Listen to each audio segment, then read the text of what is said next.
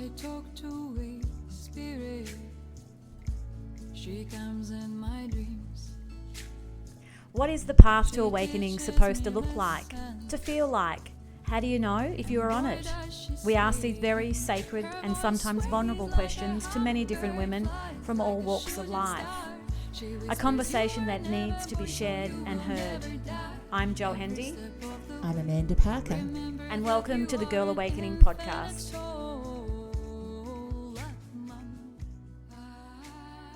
Good morning, Amanda. Good morning, Sunshine. We're back at it again. Back in the Zoom space, which we Yes. actually haven't been for a while. No. Oh, well, you have. I Well, haven't. yeah. Yes. It's always such a joy to sit with someone via Zoom, because obviously it means they're from a different location, and love the way that, you know, we get these links with people around the planet and have the joy of sitting with them and sharing something for our listeners around their awakening and more. Yes.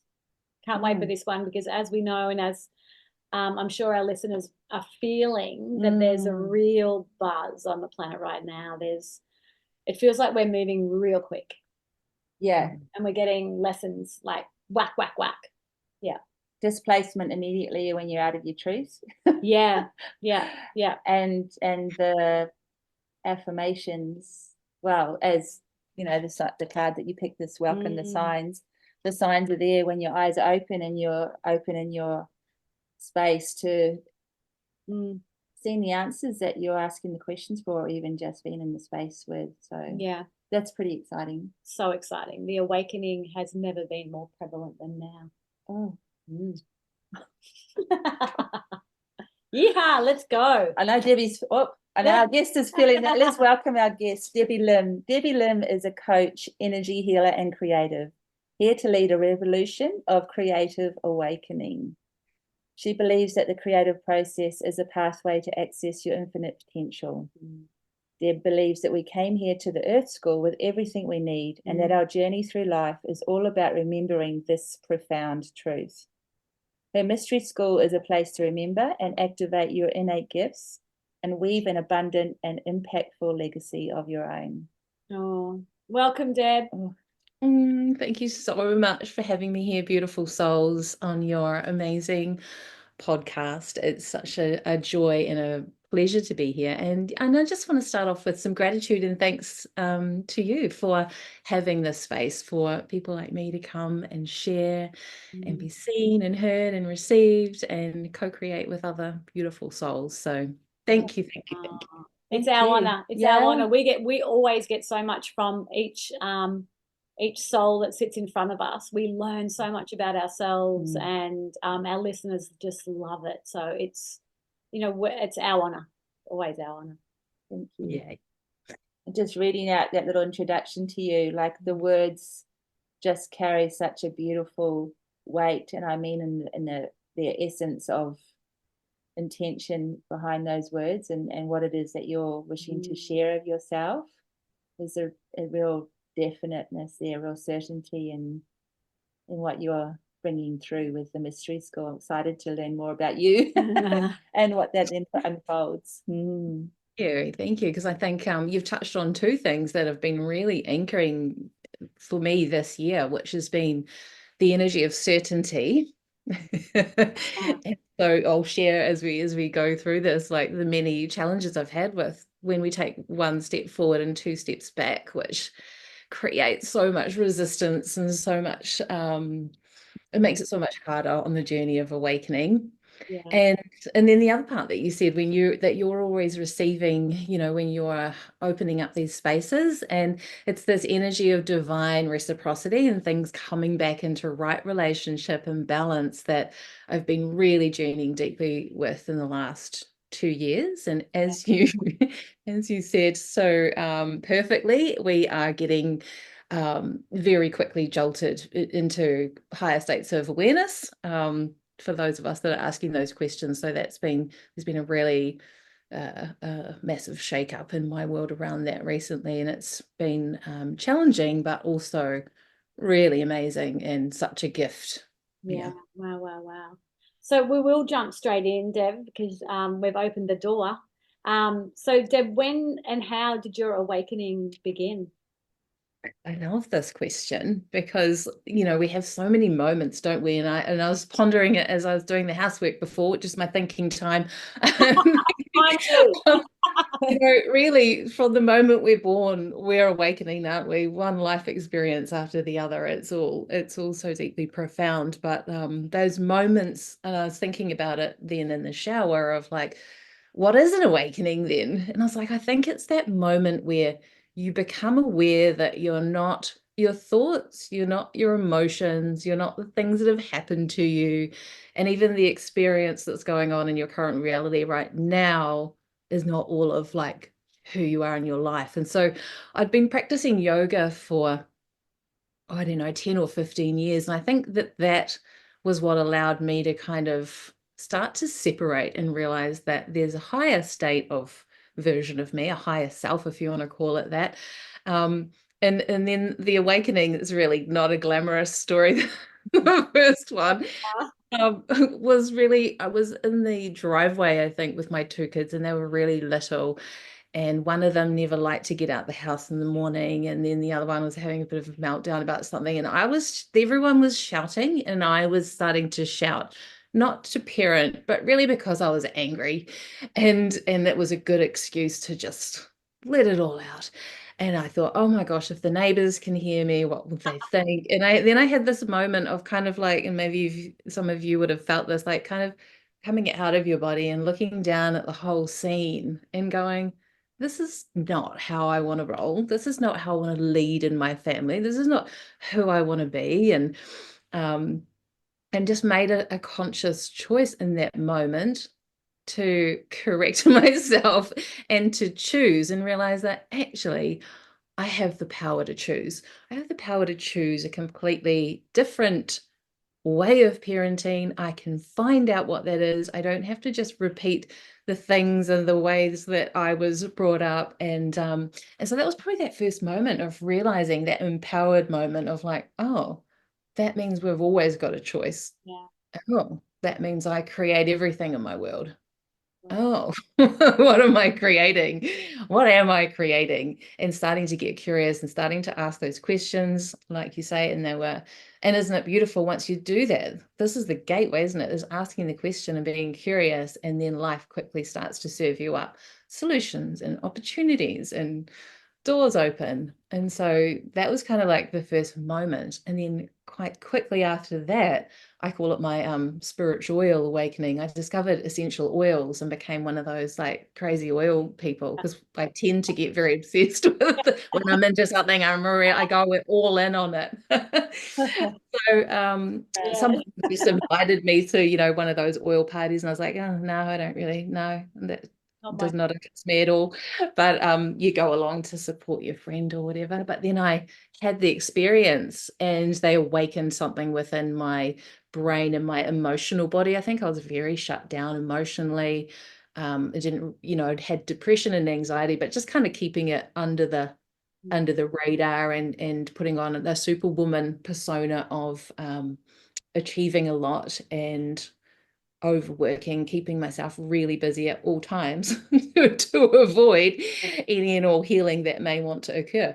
So that was kind of the emotional awakening, I think, started with bringing that bit of nature back into our house and the body as well. Lots of things were out of balance that started to show themselves to me. And which is what happens, I think, when you go through that awakening process. If you're not listening, if you're getting the little taps and you're not taking note, the bigger taps will come in. And we know through many of the women that we've spoken to, if they haven't listened to the little taps, they start to get big taps, and sometimes it comes through the body. So, our body starts to show us, well, if you're not going to listen, I'm going to show you. Yeah. And if we kind of zoom out to now, like what I do is I'm a body intuitive, and I help people with their bodies in embodiment. And so of course, this was the awakening process for me, because I was so disconnected from my body, from my feelings, from my emotions. And and I think around that time I had like if I ever sat still, I had chronic like roaming pain through my body that just, it was just everywhere, like fireworks going off. Wow. But I just kept on pushing. I think I was a gym instructor at that time as well. And so I was very caught up in the go, go, go, be the best, push through at all costs, you know, it makes you a better person. And so I was really in that mindset. So whilst I looked physically fit on the outside, I was actually very adrenally burnt out, and talk about a big shoulder tap. So yes, that happened next, and that was, I think, Boxing Day 20, maybe 17, something like that. Or it might have been later. I don't know. It's all a bit of a blur. Where are we now? 2024. I lost September completely. As you said, time's going so fast. I think it was. And so I got up in the morning on Boxing Day, went to the bathroom, and then just woke up on the floor. I don't know how long later. And it was like all of the life force had left the building completely. I couldn't even stand up. I crawled to the side of the bed and just slept on the floor. And I think my husband woke up a few hours later going, "What are you doing down there?" And I'm like, "I don't know what's happened." But I was so used to just soldiering on that I didn't go to the doctor. I didn't, I just kind of, oh yeah, I'll come right. Who knows? Maybe I drank too much champagne on Christmas Day, which we hadn't. Yeah, and then what happened after that was many, many, many months of these mini kind of attacks. And it was almost like the body was having like a full-blown panic attack when it was put under stress, which of course the body doesn't know the difference between mental stress, emotional stress, physical stress. So if I went to the gym and put it under its usual set of circumstances, which was pretty high stress, it was not good. So I had really bad vertigo and dizziness and fainting and the pain and all the things. So I finally took myself to the doctor, and she diagnosed me with stress. And I was like, oh, that's ridiculous. You know, what have I got to be stressed about? Life's good.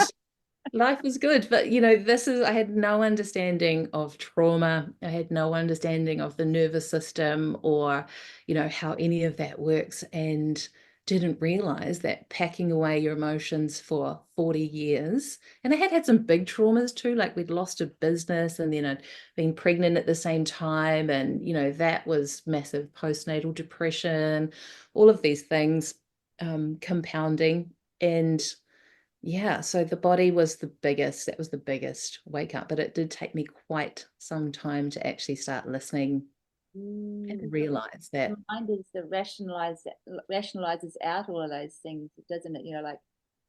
These things happen, like, there's a reasons why. You can analyze the business collapsing, or you can, when you're pregnant, you've got so much going on in you with that other life that's growing and forming. You're kind of outside of your body in a way, but you're so inside your body. And if you in the mind, there's this triangle, Bermuda Triangle almost, of all the things going on. I love that when you went back to talking around the essential oils, and that being a part of your awakening, like there's no escaping with the power of nature, is it? Like the essential oils, just they speak to your mind, they speak to your heart, your olfactory senses, the chemicals, which are the oils in your body, communicate with all your cells.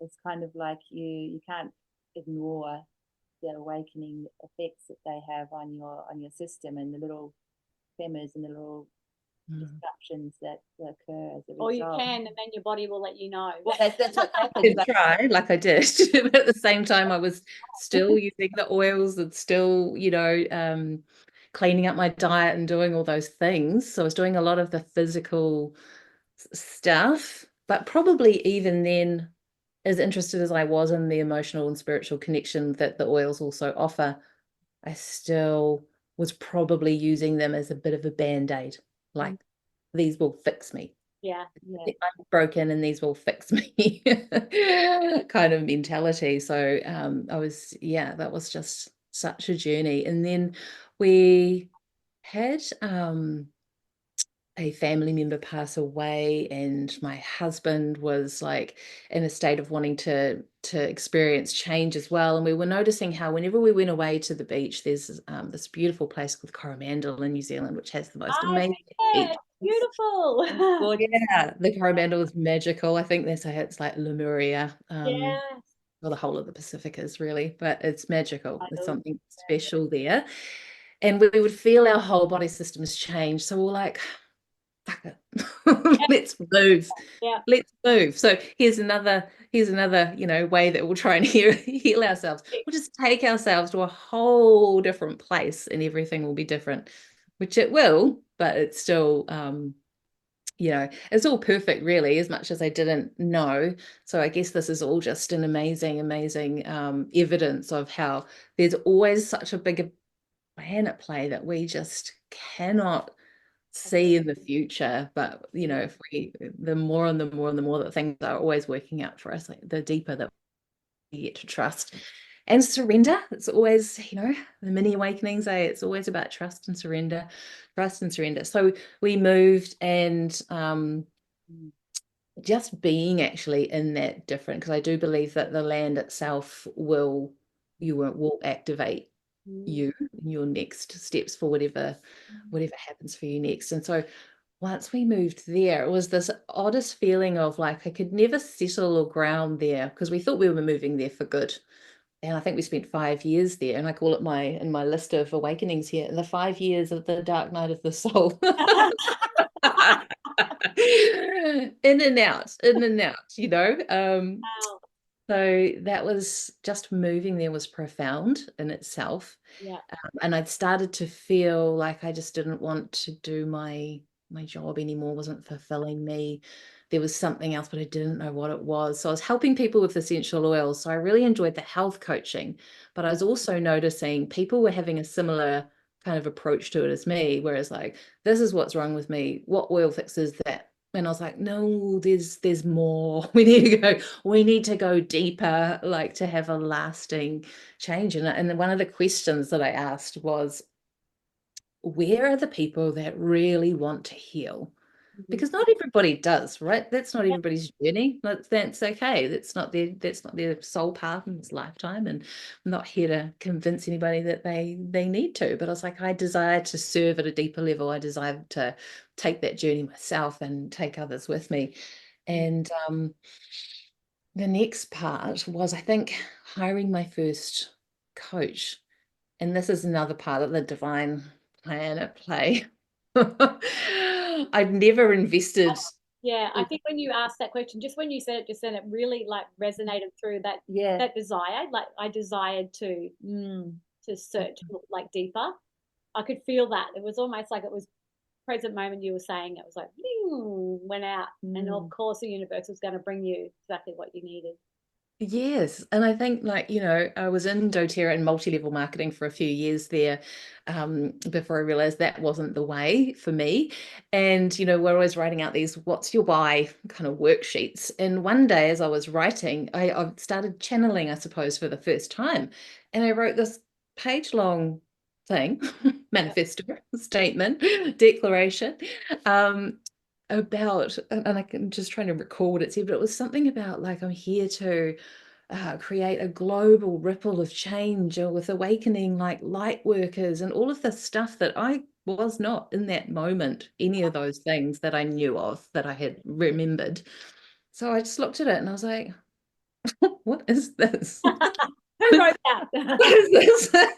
What is this about?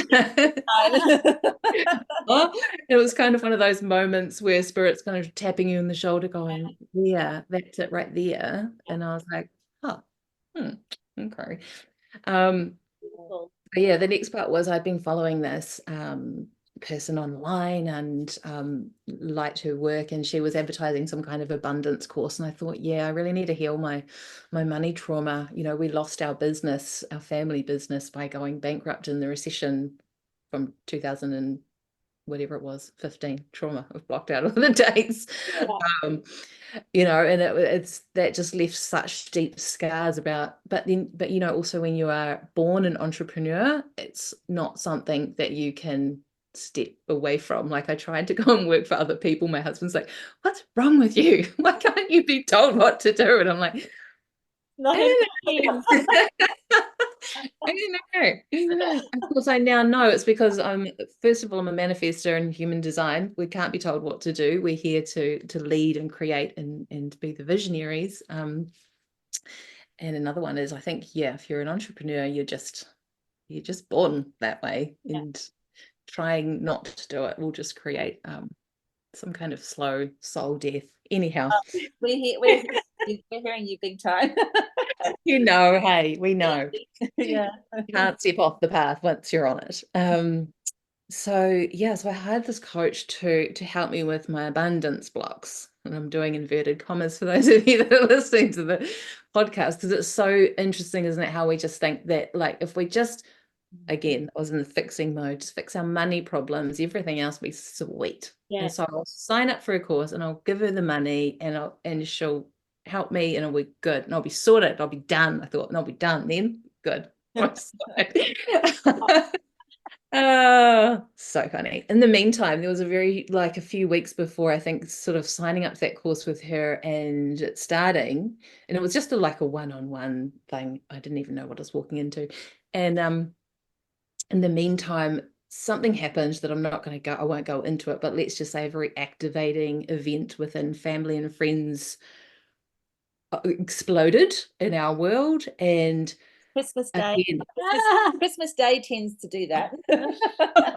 Sorry. Yes. It wasn't Christmas, but it was gnarly, and it was like just so challenging for everybody involved for different reasons. But again, my body had a totally different response to my head.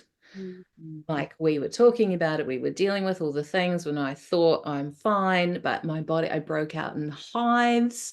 I couldn't sleep. My anxiety was through the roof. I developed like OCD, became obsessive compulsive, like straightening things around the house. And I was like, it was almost like I was trying to escape myself. And I was like, what is going on here? And what I didn't realize, now knowing what I know about trauma and PTSD, of course, what had happened and come up had a way, the body was sending me a message, trying to have a conversation with me about something that I packed away in my little box, the things that we pack away right at the top of the wardrobe and push all the way to the back, because we don't ever want to look at that ever again. And so by the time I sat down with this beautiful coach, spiritual healer, that was going to teach me about angels and abundance, she was like, asked me a question about something to do with that. And I just went, you know what, I can't even think about your answer right now, because this is going on and it's bringing up all these things for me. And she was like, okay, would you like to tell me more? And so it was something I'd never spoken of. And so this, I think, was a huge part of the awakening for me, which is the power of using our voices to free ourselves. They say the truth sets you free. That's been coming, like, I've been hearing that in my mind for the last few weeks, just going, we've really been called into that at the moment, integrity and alignment, truth, all of these things. But that was the first piece for me, and it was massive. And I think that was probably 7 years ago. And now, as somebody that helps other people, with trauma, and I call myself an abundance coach in many ways, because it's so interesting how we often think that it's about the money or the external. But money is such an amazing pathway to unravel why we do have it or don't have it, or what our relationship with that particular energy source is. Will give us all the information about our relationship with ourselves and our relationship with the world and our relationship with other people and our past and all of these things. And so that was profound. That was a huge shift. And she was like, Debbie, you're actually a light worker. She's like, have you ever heard of empaths? And I was like, no. She was like, I think that's what's going on. I think you're actually feeling everything. You've got a completely open field because you've got terrible fucking boundaries. And you're actually tapped into the whole freaking world. So no wonder your body's overwhelmed when you've had this this experience that's bringing up some old trauma. And I was just like, oh, me. Like, I thought, no, I've got no intuition. I've got no psychic abilities. Those are special people. Those are magical people. That's not me. That's just so disconnected. And fast forward, like, you know, what's it been, 6 or 7 years now, and I teach other people this now, and channel all kinds of incredible, amazing things, and keep unraveling more and more and more soul gifts. And I think that's really profound for everybody, for our listeners, for everyone to hear, you know, because I think there's a part of that in all of us, that you know, the intuition, the psychic, the gifts, all of that. It's not going to happen to me, not this lifetime, or, you know, I've got too much stuff. Or don't see the angel in ourselves. Yeah. And I think for a lot of us, I think we're starting to actually believe in that more now. Like, for some reason, even in I could say the last 12 months, all of that's becoming a lot more mainstream and accessible. Yeah, like absolutely. As in that it's like, yeah. I wanted to just touch on just your story, because it's so beautiful and so profound in just the way the universe delivers everything at the right time. And that everything is always happening for us. So even you having that little disturbance before you were about to do this course with this lady, all of the way the universe has everything pre-planned, you know, for us. So let's shift some things in Deb. Let's wake her up. Let's shift some things on the inside. Then you're going to sit with this lady, and then that just opens up, and you get to share that with her, who's someone you don't know, which was absolutely perfect for you to then understand and learn that little piece of gold. And, you know, that's the other thing that I've been learning too. It's not the people that you know sometimes that have what you need. Sometimes it can be a random stranger that you just need to be still enough to and be open enough to get the offering. Absolutely. Yeah, I had this profound experience one day where I was sitting in the nail salon, and somebody came and sat next to me and just started talking to me, because I am one of those people where I tend to put a force field around me when I can't really talk to people that much. So you've learned some boundaries, have you, Deb? Very good boundaries, maybe too good sometimes. But anyway, and her name was Deb, and then she was a coach, and then she was and it was like the universe placed this mirror there. And I was sort of thinking, oh my God, this woman's amazing. And she's this, and she's that. And I think I went and told someone, and I was like, wow. And she was all these things. And they were like, but do you realize that she was just sat next to you to give you that divine mirror so that you could realize how far you've come, and that's now where you are and what you've stepped into. And I was like, oh yeah. Yeah. Oh yeah.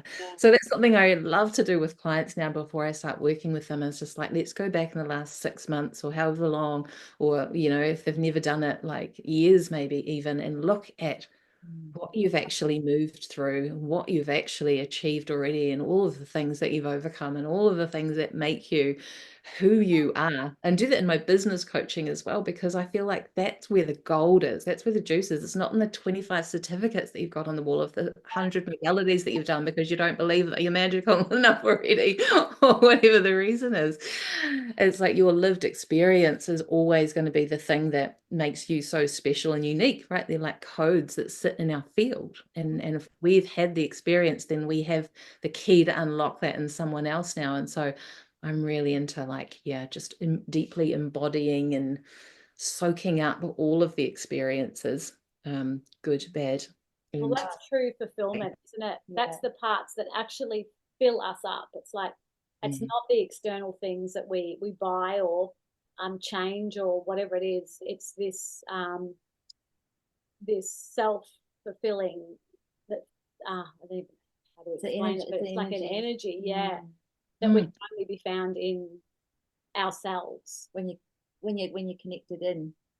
And I'm going back to when you're just sharing what you were sharing then around going back to the superwoman phase. You know, it's our modern woman life curse, isn't it? Because we can do all the things, you know, we rise and we rise and we rise, and we embody this, you know, one of the things that's so big in the shifts around the divine masculine and divine feminine is this thing where we embody our divine masculine so much that our divine feminine doesn't have anywhere to be sit and receive and function, and what you shared around, you know, the stress breakdown, well, that's through, you know, chaos and crisis, you know, the gift of what that, you know, what you were both sharing before around what that gifts us is coming back into our vulnerability and, you know, who we truly are in our divine feminine.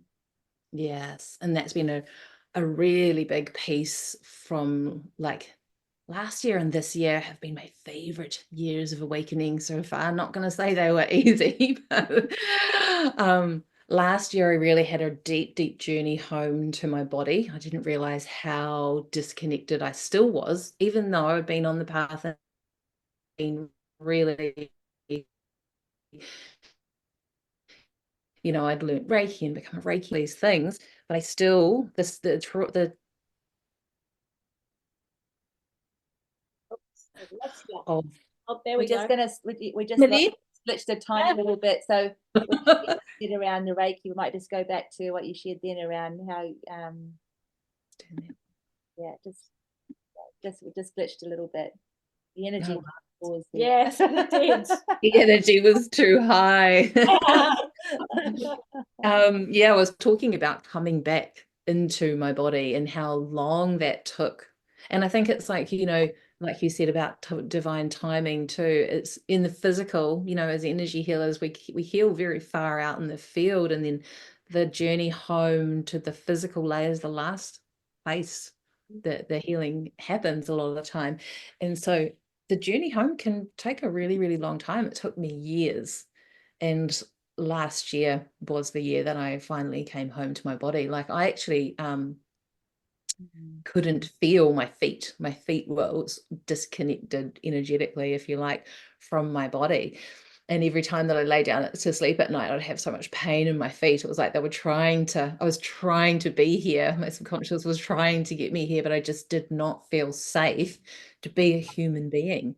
And this is something that I help a lot of people with, because it's really prevalent. It's what adrenal fatigue is. It's like we don't really feel safe to be fully here and fully expressed. And I think you were just mentioning about the divine feminine, divine masculine, and it's this reweave that's going on here. And it's a very huge collective healing that's happening at the moment, which I'm finding really exciting. And I probably would word it, or the way that I talk about it is a bit different to how you expressed it, where I don't feel like or resonate with, like people say we've been too in our masculine. What we've been too in, I think, is our toxic femininity. The overarching, I've got to do everything and be everywhere with my energy and control everything and hold everything for everybody and be the glue of the family and build an empire and be here and be there and be there and be there and be there, totally losing our center, but also like kind of gripping on fiercely, trying to control it all. Whereas actually the healing journey I've been on this year has been this beautiful rising of my inner masculine through deeply healing father line wounds.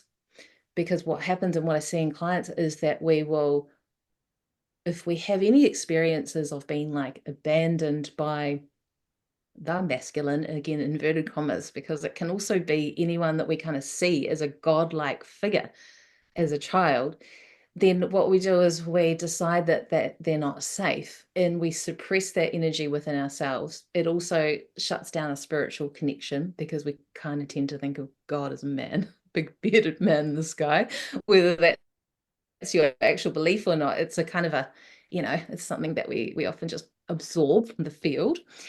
And so it's actually been this really beautiful homecoming of internal safety, of groundedness, and a sense of like having your own back. And it's safe for the feminine to actually let go and receive from our own inner masculine.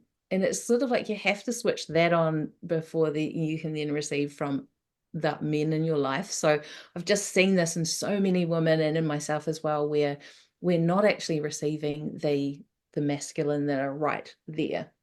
And we sort of project and we blame and we put our armor up and our superwoman cape on, because we're so fucking afraid of being vulnerable, which is actually where our power is. Like we say, we're afraid of our power, but it's the vulnerability piece, I think, that we're really afraid of. So this really deeply being seen for who we truly are. There's the truth piece again. for receiving ourselves and our fullness and our wildness and our chaos and our emotions, our natural state as women. Yeah. Touch on the vulnerability part too, because like that's huge. Yeah.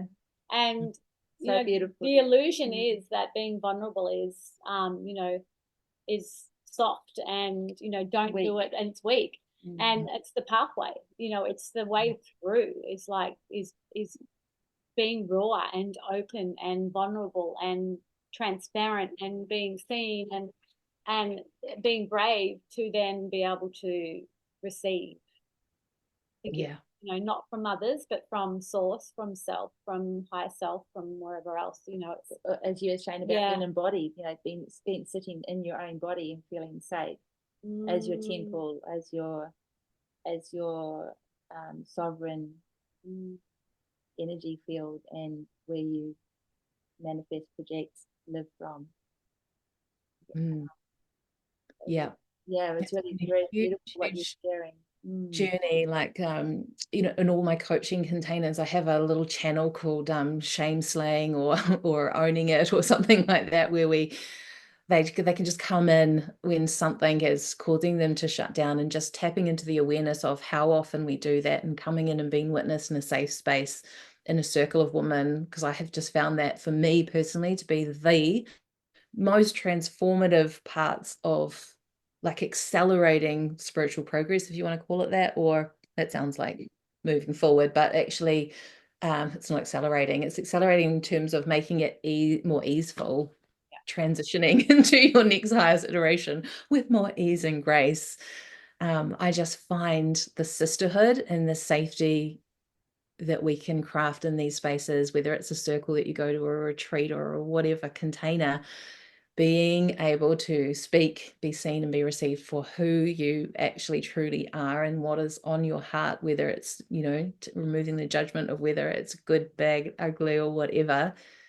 It's so powerful and so freeing. And when I started leaning into spaces where that was on offer, that's when the huge big shifts started happening in my life. We moved towns, we found the house in the country, my business took off, I became super magnetic, like all of the pieces started landing. And I just think, you know, when we can stop running from shame and start to make fear a friend, I suppose, and use that as a gateway, and find safe spaces where we feel, because I think, you know, sisterhood and community is one of our biggest wounds as women, where we feel like we have to do it all alone, and that creates that toxic energy of like, well, I've got to do it all then because it's not safe for me to be around others.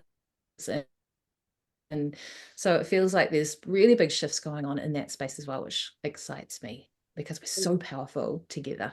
Yeah. Well, even I mean, just touching on that, like, you know, anyone who's ever been in a business where there's all women, or a you know, like a group where there's all women, like the default has been recently to be archness, as opposed to the coherency and the, you know, self, you know, empowering others through empowerment of self, and, you know, that right relationship that you mentioned in the beginning, that is in a coherent and supportive, uplifting environment when you have a group of women together, our true sisterhood. But I love what you, just going back to what you said before about the chaotic emotions and being held and supported in that, because often, you know, in times in our life, like even, you know, with birth, you know, postnatal depression is a very real thing, but there's also, it's a very emotional time in our lives, and sometimes we get labeled with these things when we're in emotional spaces as women, instead of being upheld and supported because of the gift of what our emotions communicate and share and open up in others, and then bring back into a new space of growth and expansion and living. You know, only loving our emotions is an incredible gift for everybody.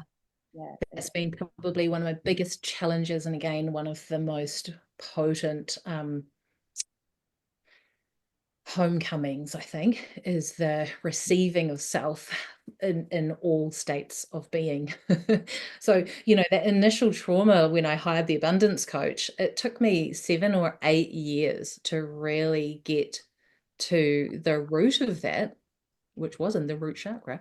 And I'd done so much healing, coaching, and like every time I came up with all these different blocks from different areas of life, it would always often come back to this one place in the body where that trauma was stored.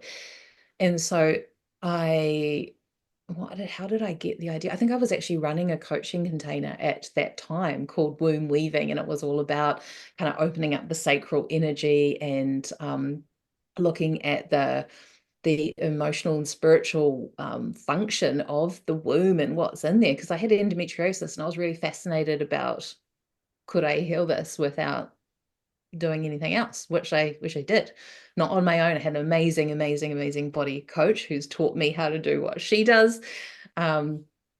And also then there was this other piece, this missing piece for me, which is the actual embodiment practice. So I could feel this overwhelming like anger and rage sitting underneath this issue that had just never been expressed. And so at this a beautiful new home here, I've got my own little shed for my art studio, which is amazing. Like every woman should have such a place, a woman cave of sorts. And I had a lot of tools in my toolkit now, time had gone on. So I made it like a sacred setup. And I called in all my angels and guides, and I lit some candles, and I had some paint down. I didn't know what was going to happen.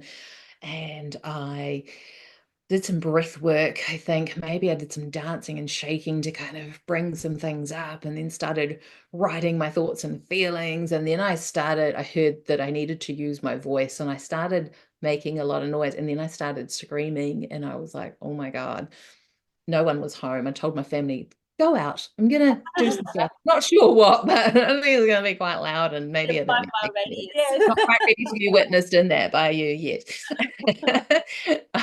Now they know, they're like, oh, Mum's out there screaming again. Doing some stuff. Put the earbuds back in there, all good. And so what happened was, in this process, I was using paint as well in my hands, and moving the way that I felt around in and through my hands. Reiki energy was flowing. And then I felt this lockdown, block, whatever, actually physically released from my body. And I was like, oh my gosh, whoa, I think it's like just left the building. And I was like, I can't just, cool, I've just screamed. I feel a bit frazzled now. I feel a bit unraveled. I feel a bit undone, because I had undone something. And I'm like, I can't just leave myself hanging here. This doesn't feel good. And was just guided to then like clean the hands off, put some different music on, bring in the softness, bring in a new color, bring in a new vibration, and actually just letting go of all of affirmations and thoughts and having to be anything, and just using color. And just felt a completely new energy, I suppose, vibrational frequency come in and replace what had been there. And I was like, I think I've just done something really profound, and I'm not quite sure what that is, but I've sort of refined it and turned it into a process now that I offer anyone that comes into my space, and we call it creative alchemy. And it is always growing, morphing and changing, but it's a way to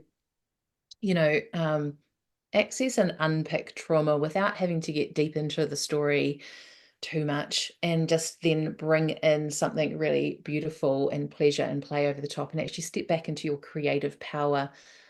So there's a releasing, and then there's actually a recoding, if you like. Yeah. And just found it so profound to do that once a month, to shift out whatever's lingering in the body system and the emotions. And then I'll do it on my own. And sometimes it's, it's not always like the classes that we do are not often emotional. Yeah. We sort of, but if we do it alone, and you could kind of, so I'm finding that with sacred rage in particular, it has to be when it's alive. It can't be like, oh, I'm choosing to go and do that now, and I'm going to try and conjure up some, and I'll do some screaming, and I'll perform some sacred rage. You can see it on Instagram, people performing sacred rage. And I'm like, that's what it looks like when I do it. Not naked on the bed, banging the pillow, pouring out my nose, screaming, and I hate myself right now. It's ugly. It's so wild that you're sharing this, I because love just it. this morning I walked with a friend and I Mm. was sharing some stuff with her, and she said, I think you need to have some time on your own where you're just releasing. Like she said, and the word guttural comes to mind, and I was just laughed, because I was like, yeah, it feels this like anger or whatever, this angst that sits inside of us is something sometimes it's so deep that you need to be alone. You need the space and the freedom and the movement and the energy, and to have nobody around to let it out and not feel shame or guilt or any of those things. And just you talking, I can feel the energy, you know. It's like it needs to be brewed up and then it needs to come out. And sometimes doing that on your own in safe space is the best way to do it.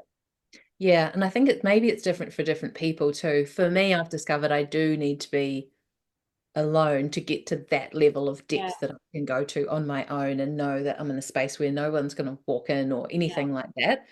People have come to me for sacred rage sessions, and I can usually feel whether they're going to be able to go there or not pretty quickly.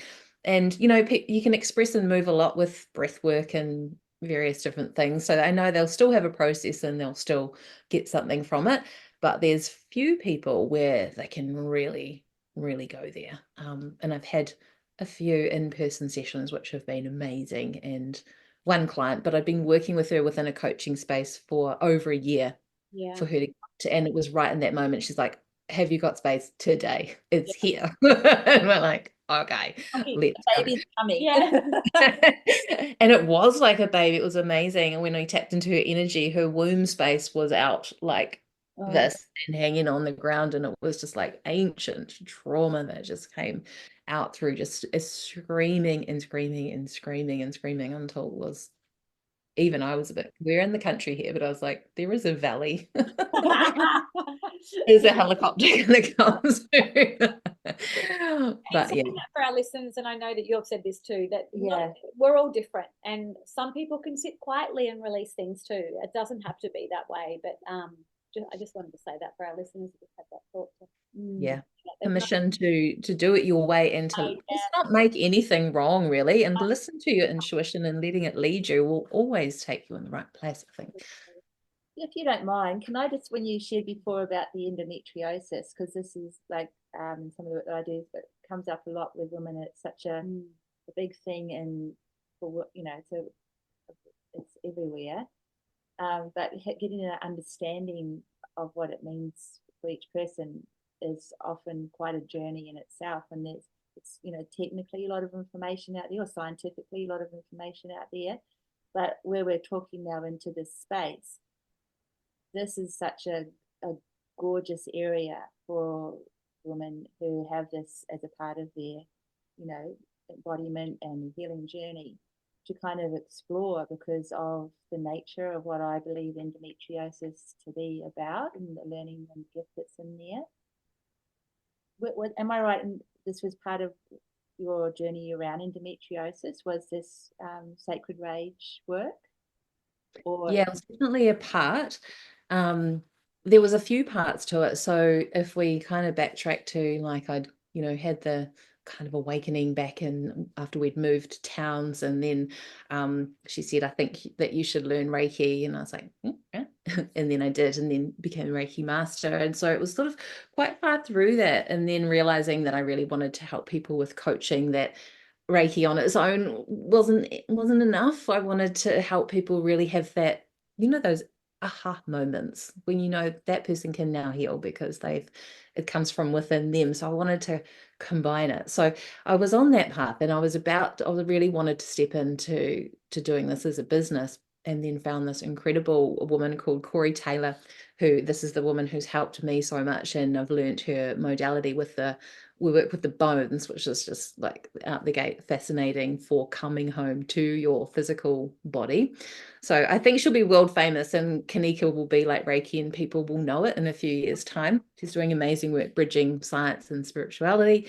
So I discovered this woman, and it's about the time that the symptoms of endometriosis started, and, you know, got the usual medical response of like, yeah, that's normal. And I'm like, cool, it's not normal for me.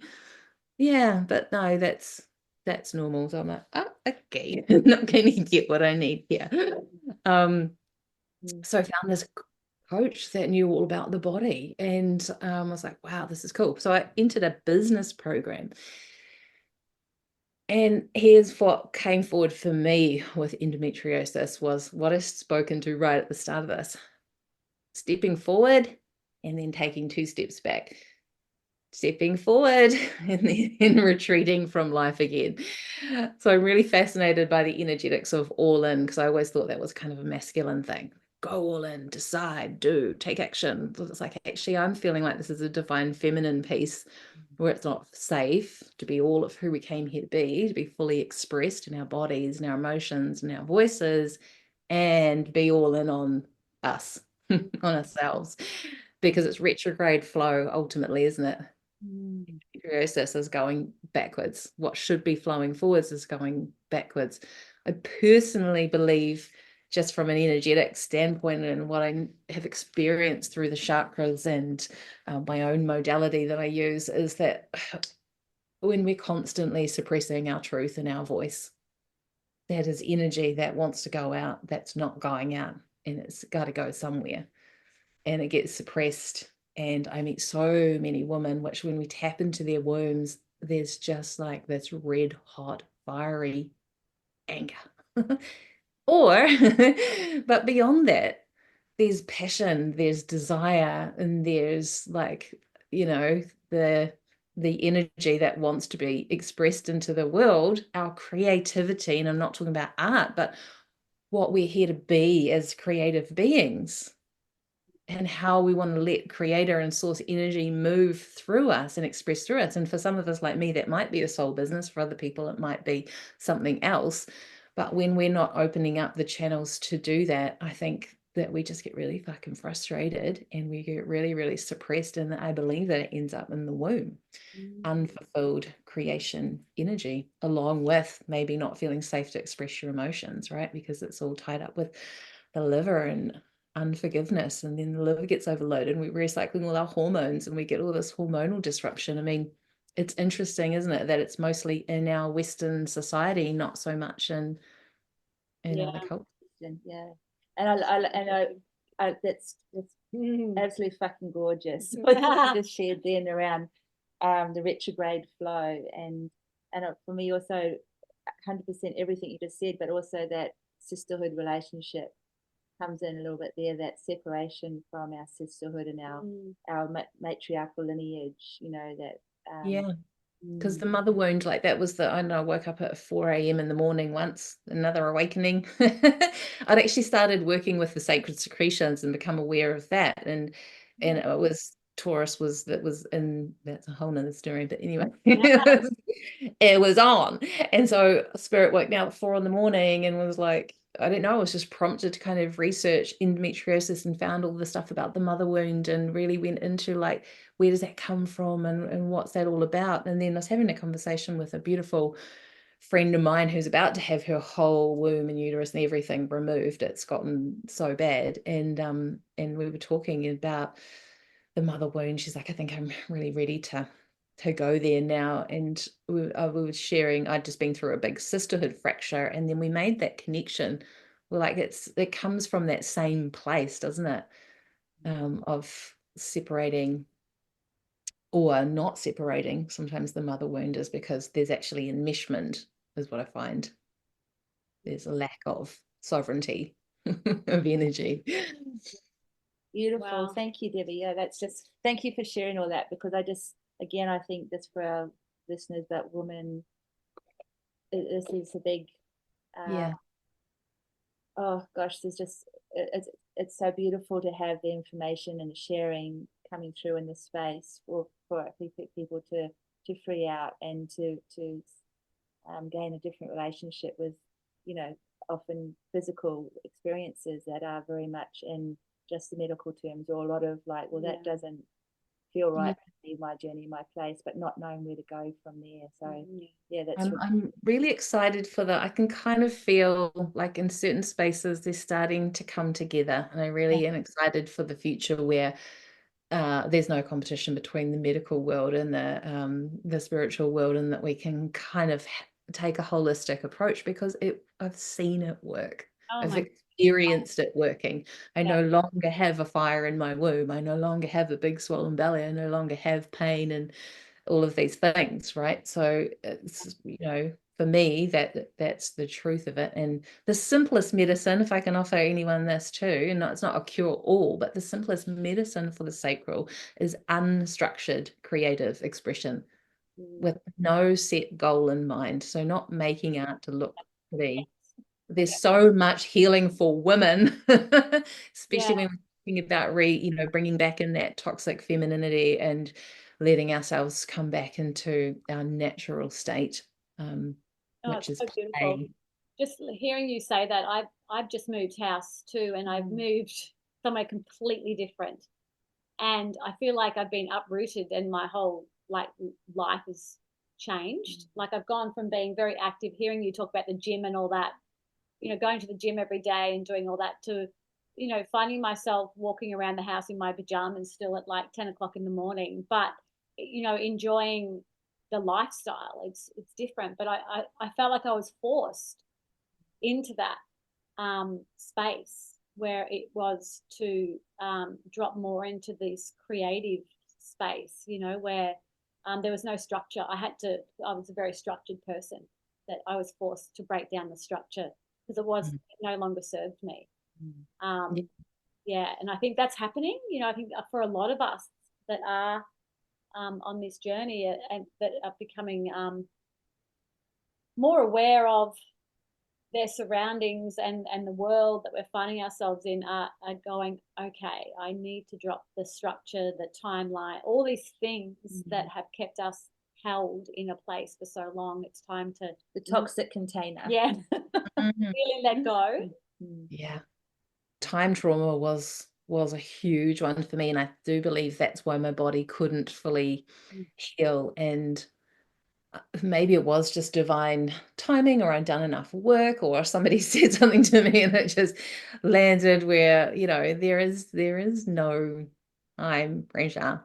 We're immortal, and there's only moments of now, and we're the creators of our time by our experience of time. And therefore, what are you doing when time's going really fast? Because all that means is that you're in real alignment with your soul, with the higher states of joy and pleasure and play. So I was like, oh, I don't know, I just had this huge oh my gosh moment.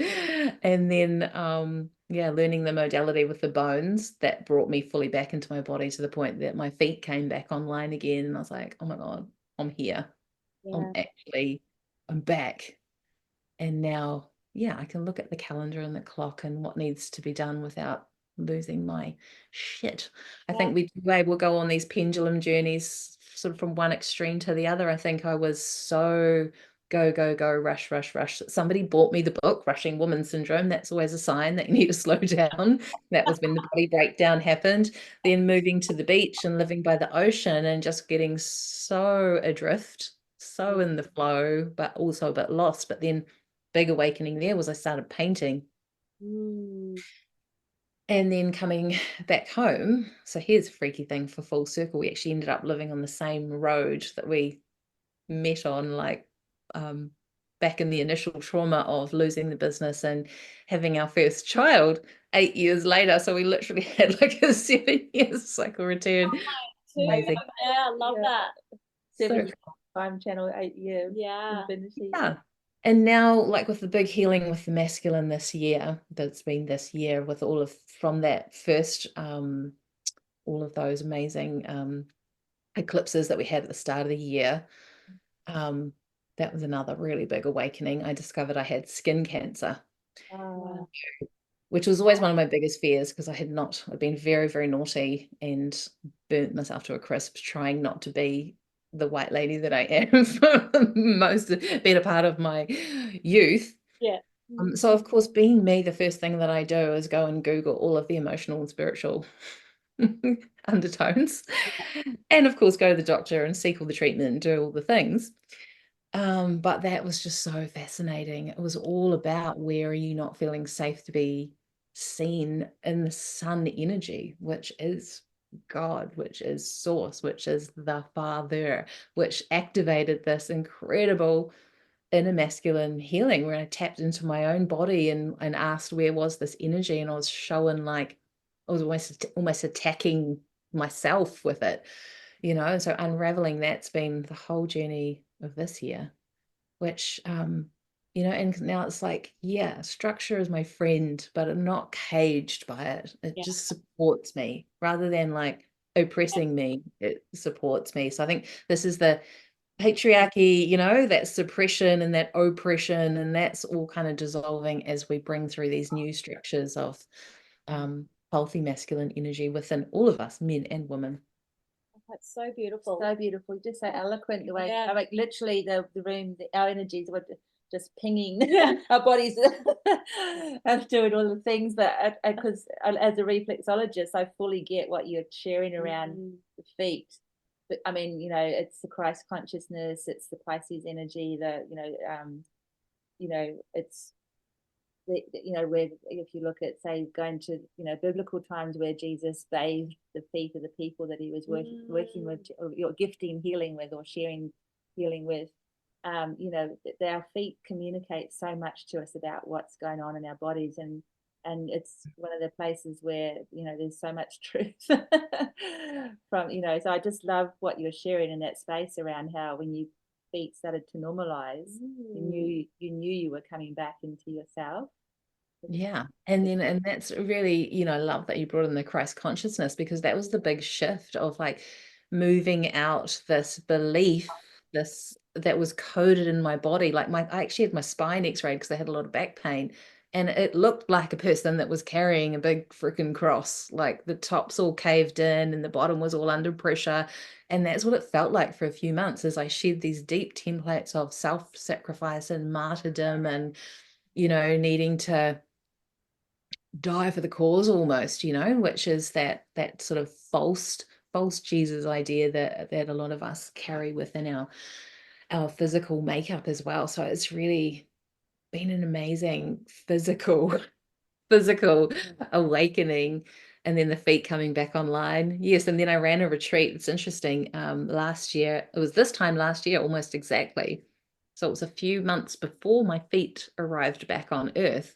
And I felt there's a beautiful fjord and rivers at this place where I ran the retreat, and where I'm running one in a week or so time. And when I tapped into how we're going to open the space for this, it was like, well, you know, gather on one side, and there'll be an activation of some sort that'll come through, and they will walk through this water barefoot.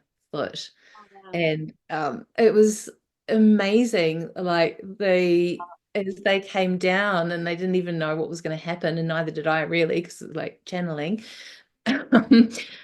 But it was a really profound moment. Everybody was crying, and, you know, there was a lot of sounding and chanting, and I was like, oh, something really big's going to happen.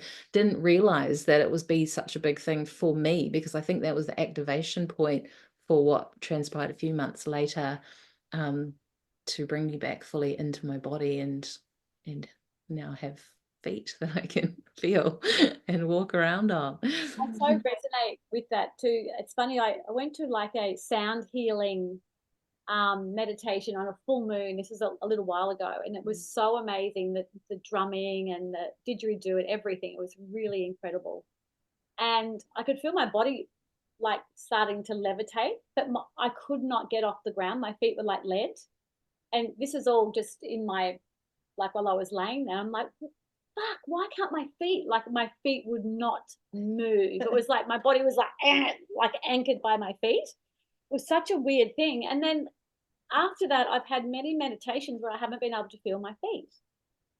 Where I've Eckhart Tolle always says, when he does meditations, he talks about feeling, feel your hands or feel your feet. And it's bizarre, because a lot of the time I can't feel my hands or my feet. Interesting. So when you said that, I was like, oh, so that's not an unusual thing. Yeah, well, I think I first tapped into it in a session with my original Reiki master, and it was like seeing myself as, you know, like one of those body outlines, almost like when they chalk the body Yes. body on the ground, but it just went feet where it just went straight across, and I was like, yeah. And at the time she was like, oh, we need to rebuild the whole DNA matrix of your feet, da, da, da. And at the time I was thinking, what are you talking about, crazy lady? Like, yeah. Yo, woo woo. Now that's what I do. Love it. Oh, I really love it. It's so good. The body's so amazing, isn't it? Like how it shows us everything that we need to know. Yeah. It is our most potent guide. It is our most potent guide. So I'm really on a mission to a few things, actually, like we were sharing at the start, like just be a voice for normalizing these kinds of conversations, for helping people realize that actually everybody can access Reiki and things like that if they so choose to, and that our head and our bodies are not two separate things. They want to work together. Oh my God, so connected. Yeah, one of the things I'm hearing as well is that, like, it's like, because I'm hearing you talking around your journey and the different things, and even when you're talking around the X-ray of your spine and carrying the cross, not being locked into these physical conditions, like, you know, obviously sometimes some physical conditions are a lifetime journey, but not being locked into it in a way that it defines us, which is also something you said earlier around not being defined by certain situations or times in our life. You know, we are more than this one thing or this one time or one experience that we're having.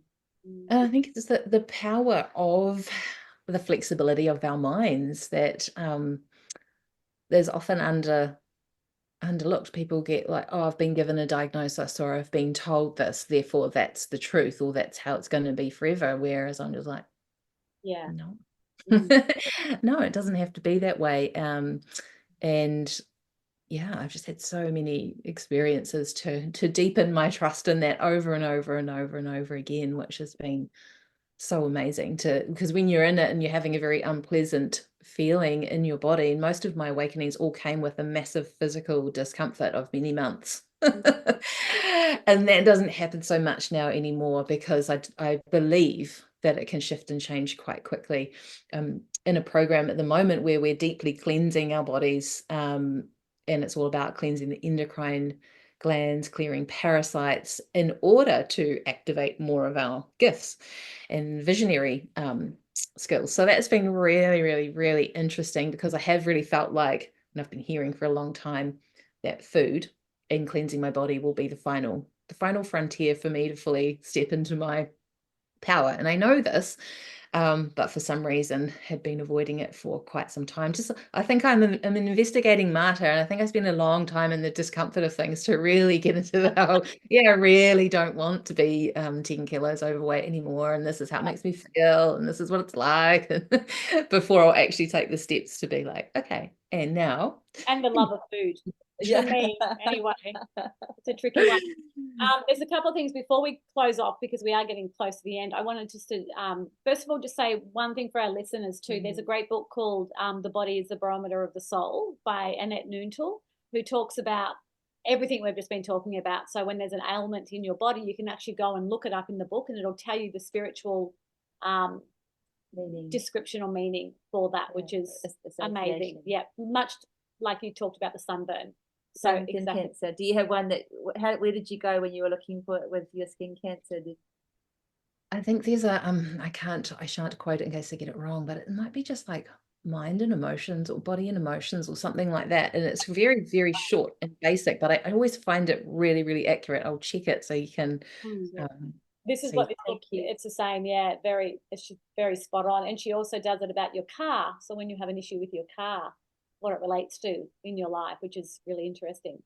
And another question I really wanted to ask you is just about current energies on the planet, and what are your thoughts around everything that's going on, and even for yourself personally, what are some of the things that you're seeing that are firing up, or that are very prevalent right now, and even into the future? Do you have any thoughts about, where we're headed, what's going on? I know they're big questions.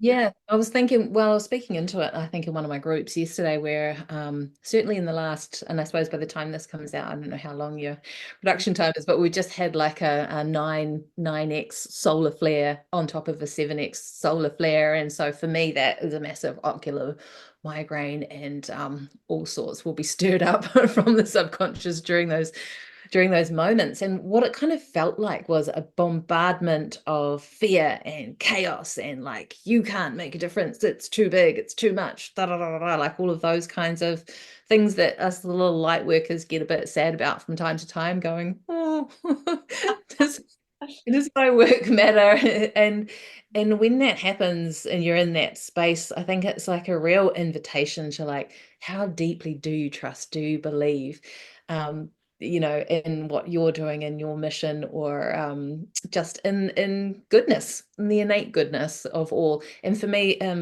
as an artist and exploring chaos, I kind of like quite curious about how chaos works. There's always a plan.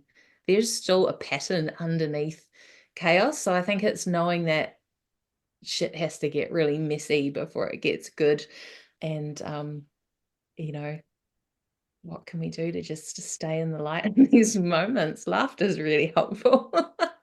Being around like-minded people, and being just really kind to self. Like, I had quite a few clients this week that moved through like this pattern of real darkness kind of coming up through them again, and going, oh, back in the triggers. And I was like, I don't feel called for us to go back into trauma here. I think this is actually just the stuff spinning out. Yeah. Like it's yeah. before it's gone, because things are lightening up. I can feel it. You can feel it. Like, how fast is time going? That means the frequency is getting higher and the vibration is finer. So if anyone's having an experience of time flying by, then that's a good sign. So yeah, I agree. Someone said something to me years ago, which I always like to come back to as well, because I started out very much freaking out about the state of the planet and wanting to save the world, and no boundaries, all those things, serving anybody and just getting exhausted. And she said to me, "Debbie, stop worrying about it. If Mother Nature does not want us on the planet anymore, she will get rid of us tomorrow in an instant. She would have done it already." And I was like, and that's kind of like, as diabolical as that is, that's true. Mother Nature doesn't need me to save her. She's got it. I just need to worry about this here, myself. Yeah, I love that. I and that's the one thing that I think we've all kind of been listening to, is that you've only, stay in your lane. A good friend said that to us. Stay in your own lane, and it just made so much sense. It's like, just clear your own path, stay in your own lane. Because as you're saying about being a light worker and empath and energy worker, like pulling your energy back in can be one of the hardest things to learn, but it is one of the biggest necessities for any kind of longevity and ability to be able to do what you're here for, for yourself, for your purpose. Absolutely. And that's like, those are two of my new values, is longevity and sustainability in my sole purpose, mission, and business. Because again, we're the micro of the macro. If we want sustainability in the planet, it has to be an inside job. So I'm working with this energy of overflow is the word that's coming through. I've got a waterfall picture above my desk that's been there all year, and I believe it's coding me with this message of like internal abundance and overflow, and always asking, like, how can I cultivate that and come from that place instead of the fear and the scarcity and lack, which does the pushing and the proving and the hustle and the drive and the old way. Yeah, that's absolutely gorgeous. We could absolutely perfectly finish right there. We will be finishing in a second, but I just want to ask, because it sounds very much like your husband and your children, like your family, are very much in your flow and in the journey with you. And is that something that they've come along for the ride? Has that been part of a push and pull, like family, friends? Have you had to? It's almost like have you got me back? It's almost like a whole other podcast, because a big part of my journey has been like not projecting that they don't get me and it's going to freak everyone out that now I'm this magical person, or whatever you want to call it. actually I'm just being more me and more me and more me. And the more that I came to full acceptance of it, I realized that nobody actually cared so long as I was happy. It's not that they maybe necessarily even understand or know that much about what I do. They just hear me in here banging on my drum and making a lot of noise with people, and they know that I help people. And I don't know how much more they know, but not needing them to be on my journey with me has been one of the most freeing things for our family. That's created so much ease and space, and everybody is actually thriving in their own little lane within our family, which is really cool. What a beautiful reflection. Thank you for sharing that. That's a beautiful one for everyone to hear, I feel. Thanks, Debbie. It could time has flown. Time has literally flown by. It's been so beautiful sitting with you, and I absolutely, we could have sat here for another hour. It's easily. There's so many questions we could ask, and maybe the possibility might arise where we could get you back on and talk about one subject, because from what I've heard, you're full of so many beautiful gifts and offerings that our listeners will love to hear more of. So possibly even how water has such a part in what you're doing with your healing and things too, because if anyone goes onto your socials, you'll see apart from your creative art, I can't remember what you called that before, but your creative work with the art, the water is definitely a big part of that as well. So definitely I feel there's places to play with you again if you have the time. I'd love that. That would be amazing. Yes, could talk for days, but thank you so much for letting me take up so much space and time. It's been amazing. It's been wonderful. Is there anything that you'd like to share just as a closer, Debbie? Because you had a few notes. I don't know where they've gone. I haven't looked at them. It's been perfect. You haven't needed to. It's been absolutely perfect. I think that's it. It's like keep listening and opening up curious questions with your body, and stop seeing it as a problem that needs to be fixed, and start working with it as